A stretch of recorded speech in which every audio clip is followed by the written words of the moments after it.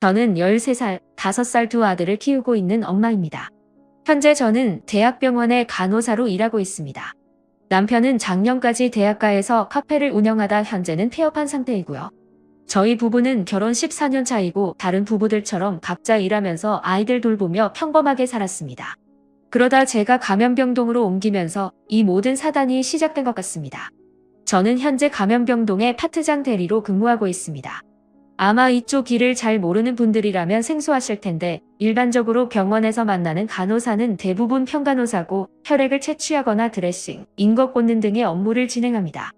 평간호사로 4년에서 5년 이상 근무한 후에는 주임 간호사가 될 수 있고 8에서 10년 정도의 경력이 쌓이면 책임 간호사가 될 수 있죠.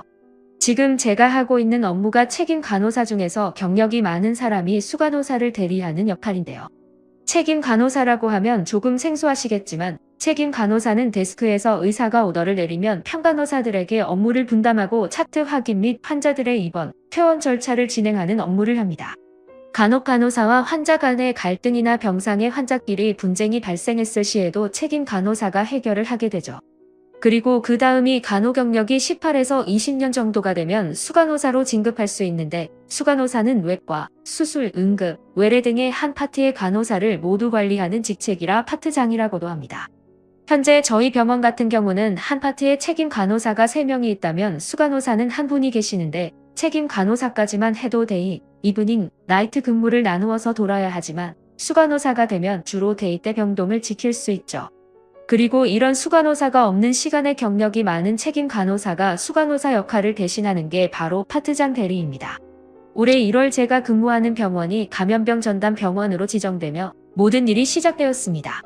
감염병동이 힘든 일이라는 이야기는 많이 들었지만 감염병동 지정이 되던 1월만 해도 코로나가 잠잠해지는 시기였고 제가 있는 지역은 코로나 확진자가 광역시 중 제일 낮은 수치였습니다.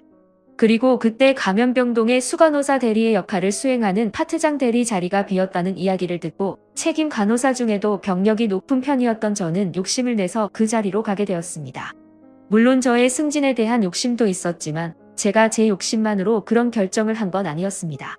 코로나로 대학교의 수업들이 온라인 강의로 대체되면서 대학가에 있던 남편 카페는 점점 운영이 어려워졌고 결국 가게세를 내는 것조차 어려워져 작년 말에 폐업을 했습니다.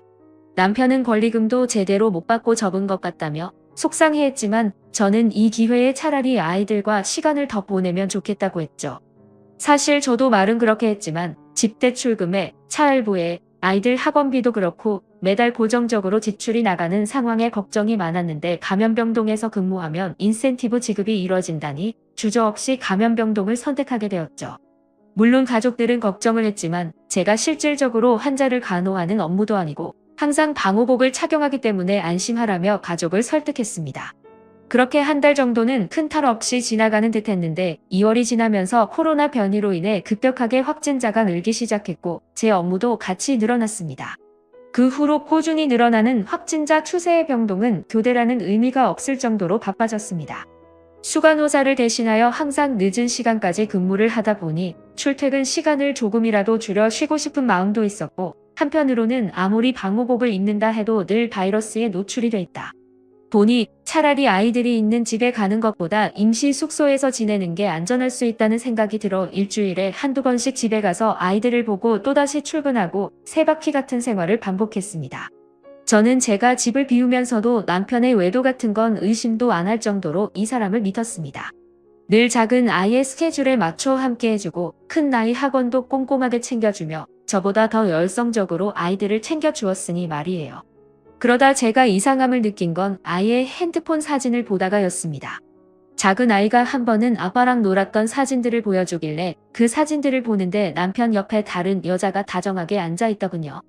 느낌이 이상해서 작은 애한테 물었더니 자기 반 친구 승연이네 엄마라고 했습니다.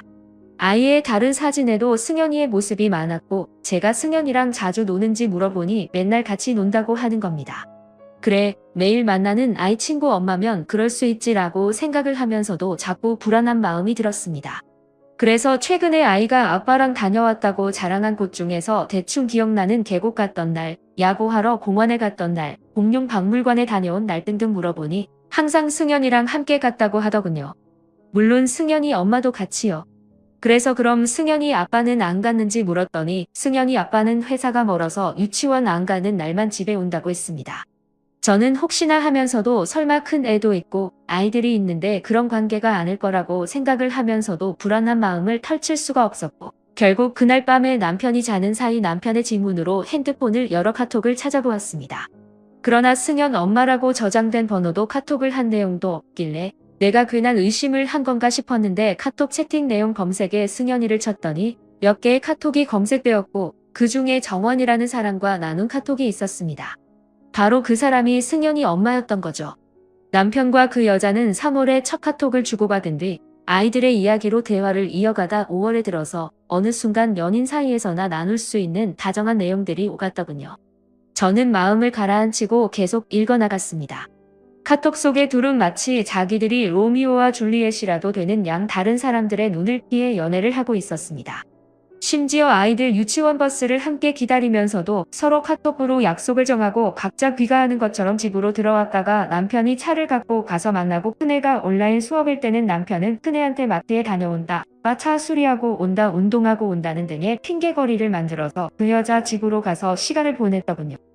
그리고 둘은 또다시 아무렇지 않게 시간차를 두고 아이를 마중 가고 아이를 데리고 집에 와서도 둘만의 카톡은 계속 이어졌습니다. 여름이 시작될 쯤이었나 남편이 작은 아이가 유치원에서 현장 학습을 못 가니 어디라도 데리고 다니는 게 좋을 것 같다며 밖으로 데리고 가서 놀아주길래 정말 아이를 위하는 줄 알았습니다. 또 주말에는 키즈카페에 사람이 많아서 걱정되니 평일에 데리고 다녀온다더군요. 그것도 전 다 아이를 위해서 그런 줄 알았는데 카톡 내용을 보니 그게 다 자기들만의 비밀 연애를 위한 작전이었더군요.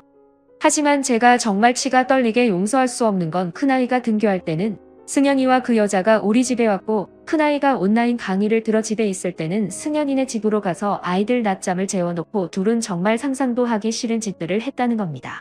자던 아이가 깨 안방에 와서 놀랐다며 다음에는 조심해야겠다고 그런 소리를 짓거리더니 아이가 안 깨게 놀이터에서 더 많이 뛰게 한다거나 오늘 늦게 재우고 내일 일찍 깨워서 간다는 등 정말 다정한 남편의 얼굴 뒤에 숨겨져 있던 짐승 같은 모습을 마주하는 것 같았습니다. 그리고 그 둘은 거기서 멈추지 않고 그 뒤에는 아이들을 거실에 재워놓고 소파에서 관계를 하고 다음에는 어떤 체위가 좋을지 대화를 나누고 어떤 날은 식탁에서 하니 더 흥분이 됐다는 정말 입에 담기도 힘든 대화들을 나눴더군요.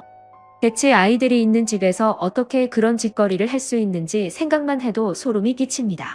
차라리 원래 저희 부부관계에 문제가 있었다면 제가 조금이라도 이해를 해보려는 노력이라도 할 텐데. 저와 남편은 다른 부부들과 다를 바 없이 주기적으로 관계를 가지며 행복하게 지냈다고 생각해왔습니다. 물론 제가 감염병동으로 가면서부터 소홀해지기는 했지만 저도 최대한 집에 오는 날이면 아이들을 재우고 시간을 마련하려고 노력했습니다. 그런데 어떻게 대체 남편이 저한테 이럴 수가 있나요? 정말 욕구불만 때문이라고 해도 남편이 이해가 안 됩니다. 저는 당장 눈앞의 욕구보다 우리 아이를 키우면서 좀 더 나은 환경에서 키우고 싶었고 그러기 위해 노력하며 살아왔는데 그 결과가 이런 거라니 제가 왜 그렇게 살아온 건지 모르겠습니다. 너무 믿었던 사람이어서 그랬을까요? 처음에는 남편 탓을 하다, 제 탓을 하다. 이제는 코로나만 아니었으면 괜찮았을까? 남편이 계속 가게만 했다면, 제가 감염병동을 안 갔다면 별별 생각이 다 듭니다. 집에서 그 사람 얼굴을 마주하고 있는 현실도 그 여자와 함께 우리 집에 와서 그런 짓을 했다는 자체도 받아들일 수가 없어서 저는 차라리 일에 더 집중을 해야지 하고 일만 했습니다. 하지만 일을 하다가도 문득 남편이 지금도 그 여자를 만나고 있을까? 하는 생각이 들고 제가 더 겁이 나는 건 혹시라도 큰아이가 알게 될까 너무 겁이 납니다. 주변에서는 제가 일 때문에 지친 게 아니냐고 좀 쉬어야 하는 게 아니냐고 묻지만 그 집에 들어가기도 남편 얼굴을 아무렇지 않게 볼 자신도 없습니다. 그렇다고 아이들한테 상처 주면서 이혼을 하고 싶지도 않습니다. 제 남편은 아직 제가 알고 있는 사실을 몰라요. 차마 말을 꺼내기가 겁나서 이 모든 걸 제 탓이라고 할 것만 같아서 이야기도 못했습니다. 그냥 지금처럼 제가 일에 집중하며 모르는 척을 해야 할까요? 아니면 남편한테 모든 걸 이야기하고 그 여자를 만나서 머리채라도 잡아야 될까요? 제 심정으로는 그 승현 아빠라는 분까지 불러다가 다 뒤집고 싶지만 이 모든 상황이 너무 버거워서 아무것도 못하겠습니다. 제발 도와주세요. 다음 사연입니다. 안녕하세요. 저희 부부는 6살, 3살 남매를 두고 있습니다. 제가 오늘 이렇게 사연을 쓰는 이유는 아내가 리니지를 하느라 모든 살림을 내팽겨치고 있습니다. 제가 오버한다 생각하실 수도 있지만 저도 처음부터 이랬던 건 아닙니다. 오히려 결혼 전에도 아내가 핸드폰 게임을 하는 건 알고 있었고 저도 어릴 때 리니지를 해봤으니까 그럴 수 있다고 생각했습니다. 근데 이건 선을 넘어도 너무 넘은 것 같습니다. 저는 택배 일을 하고 있는데 일반적으로 집으로 배송해주는 택배가 아니라 간선 상하차라고 하는 일이라 저녁에 나가서 아침에 들어옵니다. 새벽에 고속도로를 운전해 보신 분이라면 큰 택배차가 이동하는 걸 보셨을 수도 있는데 제가 하는 일이 바로 그 일입니다. 보통 밤 9시쯤 집화가 되면 지역마다 분류해서 대전, 옥천, 곤지암 등 큰 터미널로 가게 됩니다. 저는 대전으로 이동해 택배를 내려주고 다시 우리 지역으로 가야 하는 택배를 싣고 옵니다. 집으로 배송을 할 택배기사들이 택배를 가져가면 남은 물건이 없는지 확인하고 마무리하는데 집에 들어오면 아침 9시에서 10시쯤 됩니다. 매일 해 질 때 출근하고 해 뜨면 퇴근하다 보니 집에서 함께할 수 있는 시간이 많이 부족했던 건 맞지만 다른 기술이 있는 것도 아니고 요즘 같은 시대에 월 600 이상 벌 수 있는 일들도 많지 않기 때문에 저는 천직이라고 생각하며 하고 있습니다. 오히려 다른 집 아빠들처럼 아이들하고 주말에 여행 가고 저녁에 외식하러 가는 것들도 못 해주고 항상 아이들도 아내가 혼자 봐야 하니 미안한 마음이 더 컸죠. 그래서 변명이라면 변명이지만 아내가 게임을 하는 건 알았지만 아이들 어린이집 갔을 때나 아이들 자고 나면 밤에 혼자니까 심심해서 하는 거라고 생각했습니다. 아내는 큰애가 12개월 지났을 무렵부터 어린이집에 보내더니 낮에 제가 퇴근해서 자고 있으면 항상 같이 자길래 피곤한가 보다 했고 그러다 둘째가 생겼습니다. 초반에는 산후도우미를 쓰다가 나중에는 장모님께서 오셔서 둘째가 6개월 될 때까지 봐주셨고 저도 매달 150만 원씩 장모님께 드렸고요. 근데 둘째가 6개월이 지나니까 아내가 아이를 어린이집에 보낸다고 하는 겁니다. 아이가 너무 어린 게 아니냐고 물어도 지금 100일만 넘어도 다니는 애들도 있다고 자기 혼자 둘을 보려면 너무 힘들다고 하더군요. 그러면서 첫째가 어린이집에 다니고 있으니까 둘째는 오전에만 잠깐 보낸다고 했습니다. 2주 정도는 약속한 시간에 맞춰서 둘째를 데리러 가더군요. 그런데 그 후에 데리러 가는 시간이 점점 늦어지더니 하루는 둘째가 없어서 왜 안 데리고 왔는지 물었더니 둘째를 데리러 가면 첫째가 보고 같이 오고 싶어 해서 첫째랑 둘째를 같이 4시에 데려오겠다고 하는 겁니다. 솔직히 저는 아내 혼자 육아하는 자체가 너무 미안했으니 아내 뜻에 따랐고요. 그러다 큰아이가 수족고에 걸렸는데 큰아이가 걸리니 작은아이도 어린이집에 갈 수 없었고 큰애가 끝날 때쯤 작은아이도 옮아서 2주 정도를 아이들이 집에 있었습니다. 저도 아침에 퇴근하면 자야 하는데 아이들은 계속 칭얼거리고 뛰고 아내는 소리 지르는 게 반복이니 저도 같이 예민해지고 출근해서도 졸고 했던 기억이 납니다. 그 후에 아내는 너무 힘들다고 아이들을 5시에 차량 운행으로 받겠다고 했고 키즈노트라는 어플을 깔면 아이들 어린이집 생활을 선생님이 보내주는데 선생님이 보내주신 사진들을 보니 아이들도 잘 지내는 것 같아 저도 알겠다고 했죠. 그러다 큰애가 5살 때 아내가 큰애가 팔이 부러져 병원이라며 연락이 왔습니다. 저는 운전하다 전화를 받고 당장 배송 때문에 가지도 못하고 속만 끓었죠. 다음날 퇴근하고 물어보니 아이가 식탁 의자 위로 올라가 번개맨 놀이를 하다가 떨어졌는데 팔이 접질려서 넘어지면서 뼈가 약해서 부러졌다고 하더군요. 큰 나이 또래에는 그럴 수 있는 일이니까 그런가 보다 했는데 며칠 뒤에 집에서 아이가 또 식탁 의자에 올라가서는 아빠 이것 꺼내줘 하길래 봤더니 전자레인지 다이 위에 콤프라이트가 있고 그걸 달라고 하더군요. 그러면서 하는 말이 이거 엄마한테 달라고 했는데 엄마가 안 줬어 라고 하더라고요. 그래서 제가 엄마는 뭐 했는데 하고 물었더니 엄마는 봤다 오빠랑 괴물 잡았어 라고 하는 겁니다. 저희 큰애는 아들입니다. 저는 뭔가 이상해서 봤다 오빠가 누구야 하고 물었더니 엄마 친구 컴퓨터에 있어 맨날 일하고 해서 엄마가 봤다 오빠랑 컴퓨터 많이 해 하고 물으니 봤다 오빠랑 미수 언니랑 대장 오빠도 있어 엄청 많아 라고 대답했습니다. 저는 그날 와이프한테 아이 다칠 때 뭐 하고 있었냐고 물으니 빨래하느라 못 봤다고 하더군요. 그래서 진우가 그러는데 컴퓨터 하고 있었다며 그리고 빠따는 또 누구고 미소는 누군데 물었더니 나랑 같이 게임하는 사람들인데 근데 게임 때문에 진우가 다친 건 아니야. 내가 진우한테 가려고 하는데 진우가 먼저 떨어진 거야 라고 하는 겁니다. 대체 이게 말이나 되는 얘기인지 말이 길어지면 싸울 것 같아서 우선은 알았다고 했습니다. 그리고 저랑 같이 일하는 동생 중에 리니지를 하고 있는 동생이 있어서 너도 게임하는 사람들하고 컴퓨터로 대화하고 연락하냐고 물었죠. 그랬더니 자기는 그냥 자동 사냥만 돌려놓고 성일 사람들이 거의 디스코드라는 통신을 하면서 보스를 잡는다고 하는 겁니다. 저도 고등학생 때 리니지를 해봤으니까 성혈이 어떤 건지 알고 있었지만 그때까지만 해도 그냥 아내가 스트레스 받으니 그런 걸로라도 스트레스를 푸는가 보다 했습니다.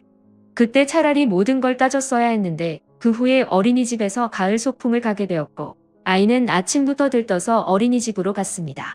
그날 저녁 선생님이 보내주신 소풍 사진을 봤더니 우리 아이만 혼자 원복이 아닌 다른 옷을 입고 갔더군요. 여기까지는 그럴 수 있다 생각했는데 개인 알림장에 아이가 오늘 점심을 안 가져와서 아내에게 여러 번 전화를 했는데도 받지 않아 선생님이 받은 김밥을 먹었다고 하는 겁니다. 정말 너무 화가 났습니다. 그전에도 진우가 도시락을 안 갖고 가거나 도시락을 안 닦아와서 어린이집 식판으로 밥 먹었다고 하는 선생님 알림장을 본 적이 있었지만 그날만큼은 아침까지도 소풍 생각하며 설레던 아이를 생각하니 더 참을 수가 없었습니다. 도저히 일이 손에 잡히지 않아 하차 작업만 마치고 아침 7시쯤 집에 갔습니다. 어차피 주말이라 아이들 어린이집도 안 가니 아내와 얘기를 좀 해야겠다는 생각이 들었죠. 집에 들어가니 아내는 컴퓨터 앞에 앉아 헤드셋을 끼고 제가 온 줄도 모르고 게임하고 있더군요. 저는 현관에 서서 그냥 가만히 지켜봤습니다. 그랬더니 평소 아이들 대할 때와는 360도 다른 모습으로 언니 오빠 하오 하면서 이제는 어디로 간다. 뭐 잡으러 간다. 저기 어디에 있다고 하면서 빨리 와달라고 신나서 게임만 하더군요. 잠깐 하다 말겠지 싶어서 그냥 지켜보고 있었습니다.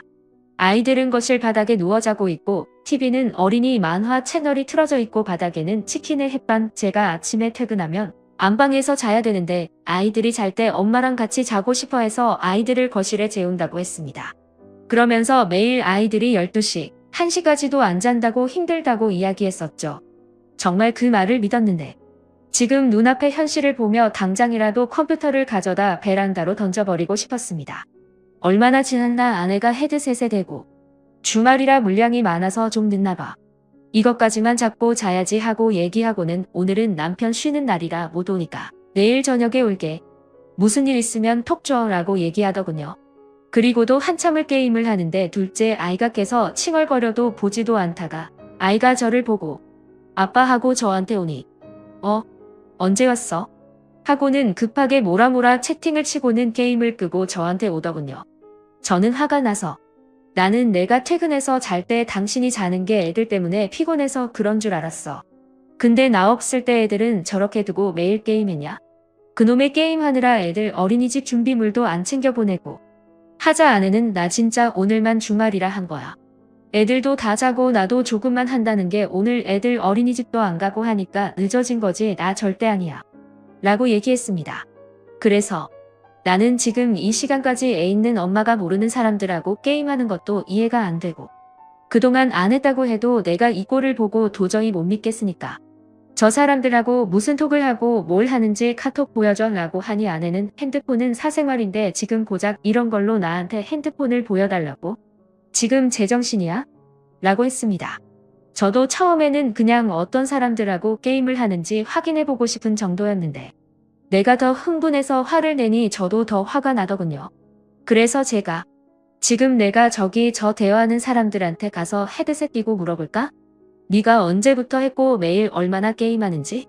네가 애들은 이렇게 내팽개치고 게임하는 거 저 사람들도 아냐? 아님 저 사람들도 다 저렇게 게임하는 거냐? 하고 이야기하니 아내는 저 사람들도 다 가정 있고 멀쩡한 사람들이야. 그리고 게임하는 게 그렇게 잘못됐니? 하고 오히려 적반하장으로 나오더라고요.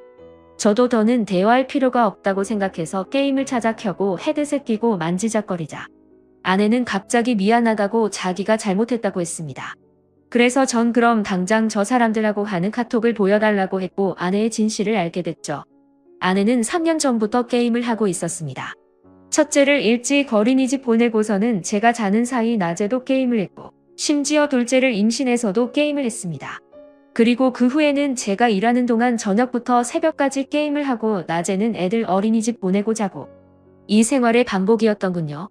그리고 심지어 주말에 한 번씩 아이들 데리고 키즈카페에 다녀온다며 나가서도 아이들은 놀려놓고 본인은 핸드폰으로 게임을 하며 아이들끼리도 잘 논다고 사진 찍어 올리고 아이들끼리 놀다 다치면 다쳤다고 사진 찍어 올리고 저한테는 어린이집에서 다쳐왔다고 했던 상처들도 사실은 집에서 애들끼리 놀다 다친 상처였더군요.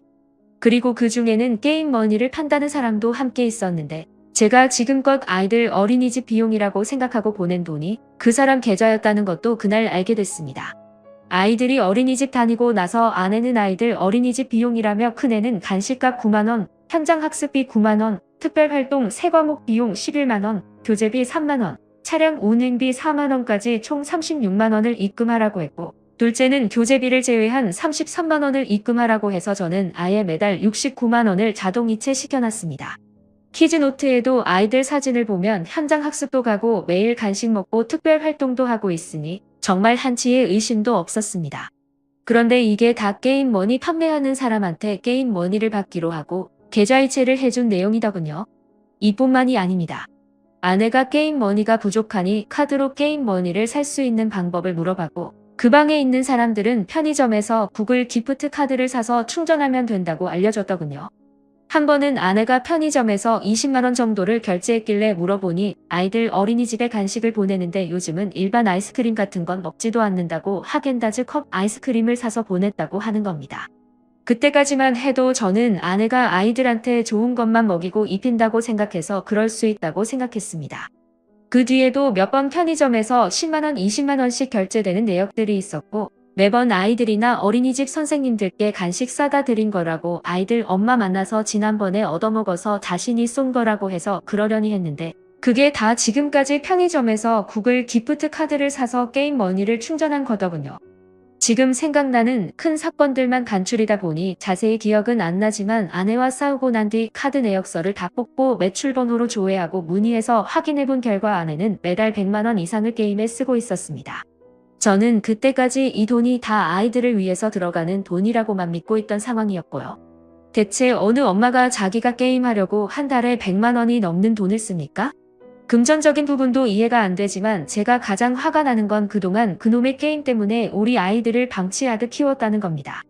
그리고 솔직히 이제는 게임 안 한다고 하는데도 제가 매일 밤에 확인을 할 수도 없는 상황이고, 그동안도 저를 속여왔기 때문에 제가 더 믿을 자신도 없고요. 그래서 저는 심각하게 이 결혼을 유지해야 하는지 아니면 좀 더 기다리고 지켜봐야 하는지 도저히 모르겠어서 사연을 드립니다. 다음 사연입니다. 안녕하세요. 결혼 8년차의 30대 주부입니다. 눈 뜨고 있는 순간이 지옥이라는 말을 실감하며 하루하루를 보내고 있습니다. 이 지옥은 남편이 저한테 걸었던 전화 한 통으로 시작됐죠. 몇 주 전 모르는 번호로 전화가 왔는데 평소라면 모르는 번호는 안 받을 텐데 번호 끝자리가 우리 집 전화번호랑 같더라고요. 그래서 혹시나 하는 마음에 받았더니 남편이었고 회식 때문에 늦는다고 하고 끊었어요. 웬 모르는 번호지? 하면서도 남편이 집에 오면 물어봐야지 생각했죠. 그날 저녁 남편이 들어왔길래 저는 핸드폰 번호 바꿨냐고 물어봤고, 남편은 오히려 저한테 무슨 소리냐고 묻더라고요.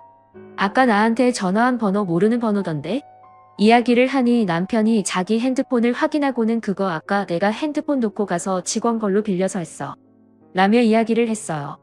그래서 제가 근데 우리 집 뒷번호랑 전화번호가 똑같던데? 하고 물어보니 남편은 그게 정확히 직원 건 아니고 회사에서 직원들 사용하게 업무용 핸드폰을 만들었는데 내가 만든 거라 그냥 내가 기억하기 쉬운 번호로 했어. 라고 했습니다. 회사 핸드폰이라 근무 중에는 갖고 있고 퇴근할 때는 회사에 반납하고 온다길래 저도 별 의심 없이 넘어갔습니다. 그리고 다음 날 택배 받을 게 있어서 전화를 기다리다 부재중 전화를 보고 다시 전화해 본다는 게 실수로 어제 남편이 저한테 걸었던 전화로 걸게 된 거죠.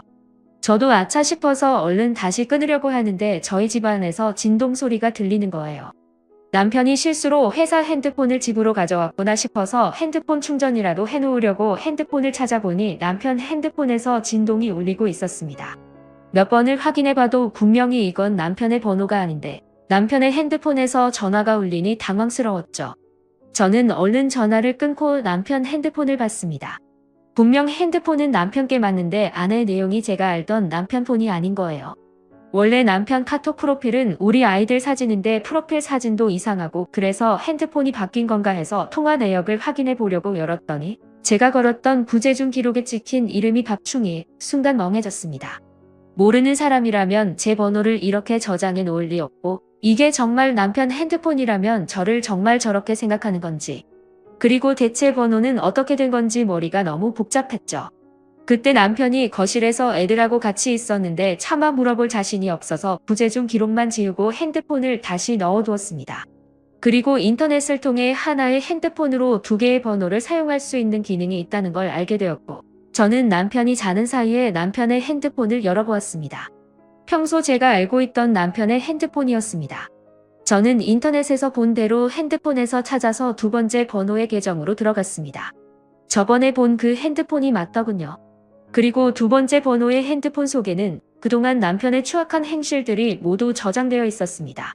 남편은 지금까지 두 번째 번호를 사용해 더러운 짓들을 하고 다녔더군요.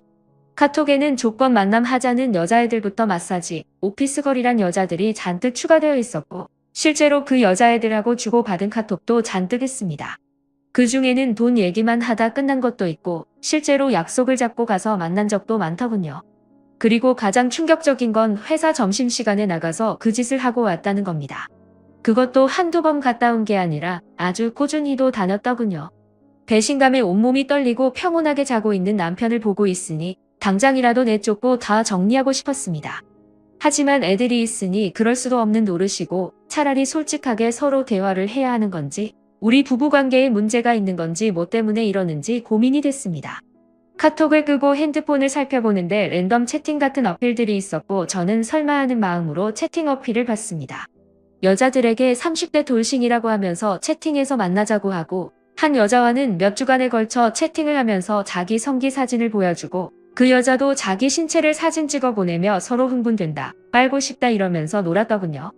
하지만 제가 가장 참을 수 없는 건 이 사람의 카메라 앨범 속에서 나왔습니다. 자신의 성기 사진뿐만 아니라 그동안 자신이 만난 여자들의 나체 사진들이 잔뜩하고, 심지어 관계하는 영상들도 저장되어 있더군요. 머리로 이 사람이 바람을 피는구나 생각할 때랑 동영상을 보고 난 후 충격의 차이는 너무 컸습니다. 그동안 제 친구들 중에는 남편이 없는 사이 남편 핸드폰을 받다 싸우는 경우도 있고, 남편이 핸드폰을 잠가놓고 패턴을 알려주지 않는다고 서운해하거나 의심하는 경우도 있었습니다.